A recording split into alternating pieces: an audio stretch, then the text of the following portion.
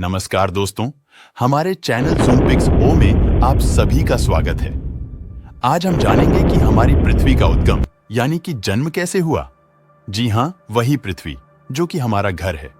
आज के इस वीडियो में हम बात करेंगे रहस्यों और खूबसूरती की अद्भुत संगम से भरी अपनी पृथ्वी की उत्पत्ति के बारे में। तो चलिए शुरू करते हैं इस रोमांचक सफर को। इस कहानी की शुरुआत होती है अब से अरबों साल पहले, जब ब्रह्मांड का निर्माण हुआ था। उस समय हमारा ब्रह्मांड एक अदृश्य बिंदु था। लगभग 13.8 अरब साल पहले की बात है, जब अनंत आकाश में स्थित एक विशाल तारे की ऊर्जा जब धीरे धीरे कम हो रही थी, तब उसमें एक विशाल विस्फोट हुआ, जिसे हम बिग बैंग कहते हैं, या सरल भाषा में इसे हम एक महाविस्फोट कह सकते हैं। यहीं से शुरू हुई ब्रह्मांड के निर्माण की प्रक्रिया। इस विस्फोट से अंतरिक्ष, समय और पदार्थ का जन्म हुआ। इस महाविस्फोट के बाद ब्रह्मांड में ऊर्जा, गैस और धूल के बादल फैल गए। इन बादलों में हाइड्रोजन और हीलियम जैसी गैसें प्रमुख थीं। समय के साथ धीरे धीरे ये बादल घूमना शुरू हुआ, जिससे इन बादलों में मौजूद रेडियो एक्टिव पदार्थ के कारण ग्रेविटी का निर्माण हुआ। इसी ग्रेविटी के प्रभाव से धूल के कण एक दूसरे को आकर्षित करने लगे और ये धूल के बादल एकत्रित होने लगे। इस प्रकार ये बादल बड़े और बड़े होते गए और ये उल्कापिंड में बदल गए। और फिर लगभग 4.6 अरब साल पहले ग्रेविटी के कारण इन गैस और धूल के बादलों में मौजूद हाइड्रोजन और हीलियम गैस बीच में इकट्ठा होने लगे। बीच के इस भयंकर दबाव के कारण इसमें एक भयंकर विस्फोट हुआ। यह वही विस्फोट था जिसने हमारे सूरज को जन्म दिया, और यहीं से शुरू हुई हमारे सौर मंडल के बनने की प्रक्रिया। विशाल गैस और धूल का बादल सिकुड़ते हुए एक घूर्णन करने वाला डिस्क में बदल गया, और इस डिस्क के केंद्र में था हमारा नवनिर्मित सूरज। अंतरिक्ष में उपस्थित एस्ट्रॉयड यानी कि क्षुद्र ग्रह भारी वजन और गुरुत्वाकर्षण की वजह से डिस्क के अंदर सूरज की परिक्रमा करने लगे। इस प्रक्रिया के दौरान छोटे छोटे कण और चट्टानें आपस में टकराते और मिलते गए, जिससे बड़े बड़े पिंड बने। इन पिंडों से मर्क्यूरी, वीनस, मार्स जैसे अनेक ग्रहों का निर्माण हुआ, और इन्हीं में से एक हमारी पृथ्वी भी थी। शुरुआती पृथ्वी एक बहुत ही गर्म और पिघले हुए पदार्थ से भरी हुई थी। उस समय हमारी पृथ्वी 1900 डीजीसी की तापमान पर उबलते हुए लावे का एक महासागर थी। लगातार ज्वालामुखीय गतिविधियों और उल्का पिंडों के टकराने से इसका सतह आकार लेता है। वक्त के साथ धीरे धीरे पृथ्वी की सतह ठंडी होने लगी, जिससे धातु और रेडियो एक्टिव पदार्थ जैसे भारी तत्व पृथ्वी के केंद्र में जाकर इकट्ठा हो गए और हल्के पदार्थ पृथ्वी की सतह पर आ गए। उसी समय हमारी पृथ्वी के निर्माण की कहानी में एक और महत्वपूर्ण घटना घटी, जिससे चांद का निर्माण हुआ। वैज्ञानिकों का मानना है कि उस समय पृथ्वी और मंगल ग्रह के बीच एक थिया नामक ग्रह था, जो कि सूर्य की परिक्रमा कर रहा था।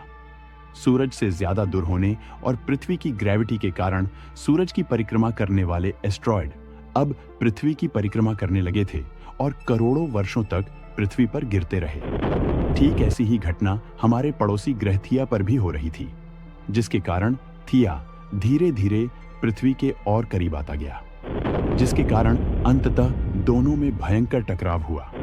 इस टक्कर से बहुत सारा मलबा अंतरिक्ष में फैल गया। इस मलबे ने समय के साथ मिलकर एक नया खगोलीय पिंड बनाया, जिसे हम आज चांद के नाम से जानते हैं।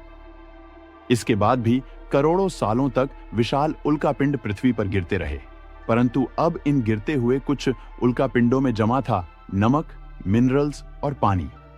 इन उल्कापिंडों की बरसात से अब धीरे धीरे पृथ्वी की सतह पानी से ढकने लगी और ठंडी होने लगी। वैज्ञानिकों के अनुसार यह वही वक्त था जब समुद्र की गहराई से निकलते ज्वालामुखियों से पहली बार सूक्ष्म जीवों की उत्पत्ति हुई। लाखों वर्षों के बाद एक समय ऐसा भी आया जब हमारी पृथ्वी पूरी तरह से पानी से ढक चुकी थी। पृथ्वी के अंदर का कोर रेडियो एक्टिव पदार्थ से बने होने के कारण हरदम गर्म होता रहता है, लेकिन जब पृथ्वी की ऊपरी सतह ठंडी हो जाती है, तब अंदर की गर्मी बाहर नहीं निकल पाती, जिसके कारण ज्वालामुखियों का निर्माण होता है। और उस वक्त भी ऐसा ही हुआ। पानी से ढकी पृथ्वी पर हजारों की संख्या में ज्वालामुखी निकलने लगे और आने वाले लाखों सालों तक यह प्रक्रिया चलती रही, जिससे पानी के ऊपर जमीन का निर्माण हुआ। लगभग 300 करोड़ वर्ष पहले धीरे धीरे पृथ्वी ठंडी होने लगी और पृथ्वी पर वातावरण स्थिर होने लगा था, जिस कारण ज्वालामुखी का निकलना कम हो गया और उल्का पिंड भी गिरने कम हो गए। शुरुआत में वातावरण में मुख्यतः हाइड्रोजन, हीलियम और अन्य हल्की गैसें थीं, लेकिन ज्वालामुखीय गतिविधियों के कारण इसमें कार्बन डाइऑक्साइड, जलवाष्प और नाइट्रोजन का भी समावेश हुआ। साल बीतते गए और समुद्र के सूक्ष्म जीव धीरे धीरे विकसित होते गए और समूह में रहने लगे। आज से लगभग 200 से 250 करोड़ साल पहले पहली बार पृथ्वी पर ऐसे जीवों की उत्पत्ति हुई जो जीने के लिए पानी के अंदर के मिनरल्स और धूप का इस्तेमाल करते थे, और ये जीव मल त्याग के रूप में ऑक्सीजन बाहर निकालते थे। अब तक पृथ्वी पर ज्यादातर ज्वालामुखी निकलने बंद हो चुके थे और अब वातावरण में ऑक्सीजन की मात्रा धीरे धीरे बढ़ने लगी थी। वातावरण में ऑक्सीजन की मात्रा बढ़ने की वजह से पृथ्वी पर वायुमंडल बनना शुरू हुआ और आने वाले लाखों सालों तक इसी प्रकार ऑक्सीजन मात्रा बढ़ती रही, जिसकी वजह से पृथ्वी के ज्यादातर हिस्सों में ये सूक्ष्म जीव फैल गए, जिसके कारण पृथ्वी पर एक ऐसा वक्त भी आया जब ऑक्सीजन की मात्रा ज्यादा बढ़ जाने के कारण ये सूक्ष्म जीव मरने लगे। उस वक्त पृथ्वी का वातावरण ठंडा होने के साथ साथ ऑक्सीजन से भी भर चुका था। अब पृथ्वी पर एक नए युग का शुभारंभ हो रहा था और वातावरण में मौजूद आयरन के मिनरल्स पानी के ऑक्सीजन के साथ रिएक्ट होने लगे, जिसकी वजह से एक ऐसा वक्त आया जब पृथ्वी आज के मार्स की तरह लाल हो चुकी थी। इसके बाद वक्त बीतने के साथ साथ पृथ्वी की टेक्टोनिक प्लेटों में दरार पड़ने लगी, जिसके कारण धरती के अंदर का लावा जमीन की तरह लाखों वर्षों तक खुला उबलता रहा, जिसके कारण पृथ्वी के वातावरण में कार्बन डाइऑक्साइड की मात्रा बहुत बढ़ गई और पृथ्वी पर एसिड की बारिश होने लगी। एसिड की बारिश की वजह से पृथ्वी का टेम्परेचर घटने लगा और घटते घटते इतना घट गया कि पृथ्वी पर मौजूद पानी बर्फ में परिवर्तित हो गए। इस प्रकार पृथ्वी पर पहली बार भयंकर आइस एज आया और पूरी पृथ्वी बर्फ से ढक गई। आमतौर पर जब सूरज की किरणें धरती पर पड़ती है तो जमीन उन किरणों को अवशोषित कर लेता है, पर पूरी तरह बर्फ से ढके होने के कारण सूर्य की किरणें पृथ्वी से टकराते ही रिफ्लेक्ट हो जाती थीं, जिस कारण पृथ्वी लाखों सालों तक बर्फ से ढकी रही, जिसके परिणाम स्वरूप फिर से पृथ्वी के अंदर की गर्मी ज्वालामुखी के रूप में निकलने शुरू हो गए और इन ज्वालामुखियों से निकलने वाले गर्म लावे की वजह से बर्फ पिघलने शुरू हो गए। इस बीच पृथ्वी की गहराई में बचे कुछ सूक्ष्म जीवों में धीरे धीरे बदलाव हो रहा था। ये सूक्ष्म जीव जो पहले मल त्याग के रूप में ऑक्सीजन को बाहर निकाल रहे थे, अब ये इस ऑक्सीजन का इस्तेमाल अपने पोषण और खुद को बड़ा और जटिल बनाने के लिए करने लगे थे। इस समय तक समुद्र के अंदर छोटे छोटे पौधे भी निकलने शुरू हो चुके थे। वहीं धरती के बाहर जैसे जैसे ज्वालामुखी निकल रहे थे, वैसे वैसे वातावरण फिर से कार्बन डाइऑक्साइड की वजह से गर्म होने लगा। वक्त के साथ साथ बर्फ तो पिघलने लगी, लेकिन फिर से पृथ्वी पर एसिड की बारिश शुरू हो गई, जिससे पृथ्वी फिर से ठंडी होने लगी और ज्यादातर हिस्से बर्फ से ढक गए। ऐसा बार बार हजारों सालों तक होता रहा, जिसके कारण समुद्री जीव अब बदलते वातावरण के हिसाब से विकसित होने लगे। लाखों वर्षों तक नए नए समुद्री जीव और पौधों की प्रजातियां विकसित और विलुप्त होती रहीं, लेकिन जो बच गए वो धीरे धीरे पृथ्वी के बदलते तापमान के हिसाब से खुद को ढालने में सक्षम हो गए, जिस कारण सूक्ष्म जीव धीरे धीरे बड़े होने लगे और समुद्री जीव में परिवर्तित होने लगे। एक बार फिर से निकलते ज्वालामुखियों ने पृथ्वी के बर्फ को पिघलाना शुरू किया। तब ये समुद्री पौधे जल्दी विकसित होने लगे, चारों ओर फैलने शुरू हो गए। अब धीरे धीरे वातावरण में ऑक्सीजन की मात्रा बढ़ने लगी, जिसकी वजह से पृथ्वी पर होने वाली एसिड की वर्षा कम हो गई। वातावरण में ऑक्सीजन बढ़ने की वजह से अब पृथ्वी की ओजोन लेयर धीरे धीरे मोटी होने लगी और आज से लगभग 47 करोड़ साल पहले पहली बार पृथ्वी की सतह पर मॉसेस प्लांट या काई के प्लांट उगने शुरू हुए। बदलते वातावरण और वक्त के साथ साथ जमीन पर विभिन्न प्रकार के पेड़ पौधे उगने शुरू हो गए। इस प्रकार लाखों सालों बाद एक ऐसा भी वक्त आया जब इन पेड़ों की ऊंचाई 80 से 100 फीट जितना होने लगा था। ये वो वक्त था जब समुद्री जीव समुद्र से बाहर निकलने लगे थे और अब धीरे धीरे जमीनी जानवरों में परिवर्तित हो रहे थे। उस समय धरती पर एक ही महाद्वीप हुआ करता था, जिसे आज हम पेंजिया महाद्वीप के नाम से जानते हैं। अब पृथ्वी का वातावरण और तापमान लगभग स्थिर हो चुका था और अब बहुत से समुद्री जीव पानी से निकलकर धरती पर रहने लगे थे, जिससे वातावरण के हिसाब से उनके शरीर का रंग, रूप और आकार बदल रहा था। इन्हीं में से कुछ जानवरों के शरीर बहुत ज्यादा विकसित हुए और ये जानवर डायनासोर में परिवर्तित हो गए। जिन डायनासोरों ने पेड़ पौधों को खाना शुरू किया, उनके शरीर का बेहिसाब विकास हुआ और वे सबसे लंबे और विशाल हो गए। कुछ डायनासोर शिकार किया करते थे, जिसके कारण वे छोटे और फुर्तीले होते चले गए। पृथ्वी पर एक ही महाद्वीप होने के कारण समुद्र तट से दूर वाली जमीन रेगिस्तान और बंजर हो चुकी थी और ज्यादातर जंगल समुद्र के किनारे के आसपास हुआ करते थे, जिसमें डायनासोर रहते थे। आज से लगभग 20 करोड़ वर्ष पहले पृथ्वी की टेक्टोनिक प्लेटों में होने वाले हलचल के कारण पेंजिया महाद्वीप टूटना शुरू हो गया। पेंजिया महाद्वीप के टूटकर विभाजित होने की वजह से अब जमीन का ज्यादातर हिस्सा पानी के संपर्क में आने लगा था, जिसके फलस्वरूप पृथ्वी पर हरियाली बढ़ती चली गई। इस वजह से अब धीरे धीरे डायनासोरों की ओर भी अनेक नए प्रजातियों का जन्म हुआ, जिसमें छोटे, बड़े, मध्यम आकार के डायनासोर शामिल थे। इन्हीं में से कुछ डायनासोर उड़ने वाले भी थे। आने वाले लगभग 20 से 30 करोड़ सालों तक डायनासोरों ने समुद्र से लेकर जमीन और आसमान तक पूरे पृथ्वी पर राज किया। ठीक इसी दौरान आज के अफ्रीका से टूटा पृथ्वी का एक हिस्सा, जो आज का भारत है, अभी के तिब्बत से टकराया और इस टकराव से हिमालय पर्वत का निर्माण हुआ। आज से लगभग 6.5 करोड़ साल पहले पृथ्वी पर एक बार फिर से आसमानी आफत टूटी, क्योंकि माउंट एवरेस्ट से भी बड़ा उल्कापिंड, जो लगभग 4.5 लाख करोड़ किलोग्राम जितना वजनी था, वह लगभग 80,000 किलोमीटर प्रति घंटे की स्पीड से पृथ्वी की ओर बढ़ रहा था। पृथ्वी के ओजोन लेयर से टकराते ही उसमें भयंकर आग लग गई और वो सीधा आकर पृथ्वी से टकराया।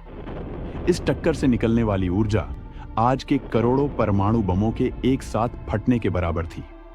जिस जगह पर यह उल्कापिंड गिरा था, वहां के जीव जंतु और पेड़ पौधे जलकर खाक हो गए। उल्कापिंड के गिरते ही पूरे पृथ्वी पर धूल के बादल फैल गए। ये धूल के बादल इतने घने थे कि पृथ्वी पर सूरज की रोशनी भी नहीं पहुंच पा रही थी। इस टकराव के कारण समुद्र में भयंकर सुनामी आने लगी और भूकंप और आग की वजह से पूरी पृथ्वी जलने लगी। कुछ ही देर में पूरी पृथ्वी पर हानिकारक गैस और धूल इतना फैल गया कि बचे हुए डायनासोर और बाकी के जीव घुटन और भोजन के अभाव में धीरे धीरे मर गए। अब पृथ्वी फिर से एक बार बंजर और जीव विहीन हो गई थी। सभी जानवर और पेड़ पौधे लगभग विलुप्त हो चुके थे। उस समय कुछ छोटे जीव, या यूं कह लीजिए कि हमारे पूर्वज, जो कि जमीन के काफी गहराई में रहा करते थे, वो बच गए। उस समय धरती पर सूरज की रोशनी नहीं पहुंच पाने की वजह से वातावरण में मौजूद धूल और हानिकारक गैस के कारण एक बार फिर से पृथ्वी पर एसिड की वर्षा होनी शुरू हो गई और पृथ्वी का वातावरण एक बार फिर से ठंडी होकर बर्फ से ढक गई। लेकिन इस बार पृथ्वी का बर्फ लगभग 80 से 90 हजार सालों में ही पिघलने लगी। धीरे धीरे फिर से पृथ्वी का वातावरण पहले जैसा सामान्य होने लगा और पृथ्वी पर एक बार फिर से हरियाली छाने लगी। अब छोटे जीव, जो अब तक जमीन के अंदर थे, अब जमीन से बाहर आने लगे और बाहर के वातावरण के हिसाब से अपने को धीरे धीरे विकसित करने लगे। यह प्रक्रिया लाखों सालों तक चलती रही और अब ये जमीनी जीव बंदरों में परिवर्तित होने लगे।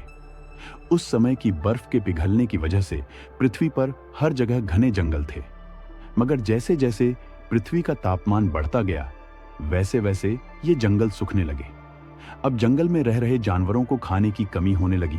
तब बंदरों ने अपने आप को थोड़ा और विकसित किया और खाने की तलाश में इन बंदरों ने अब 2 पैरों पर चलना शुरू कर दिया और दूसरे जानवरों का शिकार करने लगे। अब धीरे धीरे समय बीतने के साथ साथ ये बंदर एप्स यानी कि बानर में परिवर्तित हो गए। खाने की तलाश में ये एप्स अब पृथ्वी के अलग अलग हिस्सों में फैलने लगे। धीरे धीरे इनका शरीर और रंग रूप वहां के वातावरण के हिसाब से परिवर्तित होता गया। गुजरते वक्त के साथ यही एप्स आदि मानव बने और शिकार करने के लिए अलग अलग हथियारों और आग का आविष्कार किया। फिर यही एप्स गुजरते वक्त के साथ आज के होमोसेपियन यानी कि आज के इंसान में बदल गए। फिर हम इंसानों ने अलग अलग भाषा, धर्म और संस्कृति को जन्म दिया और फिर गुजरते वक्त के साथ हम परिवारों में रहने लगे।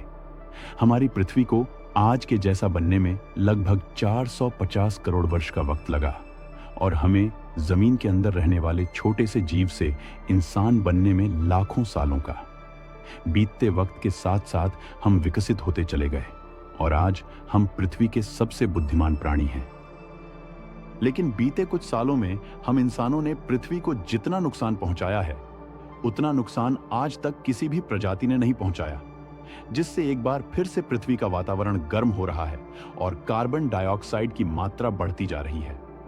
वैज्ञानिकों का मानना है कि आने वाले समय में पृथ्वी पर फिर से कोई बड़ा परिवर्तन होगा, लेकिन वो परिवर्तन कैसा होगा ये तो आने वाला समय ही बताएगा। हमारी पृथ्वी एक अद्भुत ग्रह है जहां जीवन पनपा है। हम आज जो देख रहे हैं यह अरबों सालों की एक जटिल प्रक्रिया का परिणाम है। इसलिए हम सभी को मिलकर अपनी पृथ्वी की रक्षा करनी होगी और इसे आने वाली पीढ़ियों के लिए सुरक्षित रखना होगा। इसी के साथ हम अपने इस रोमांचक और रहस्यों से भरी अपनी यात्रा को विराम देते हैं।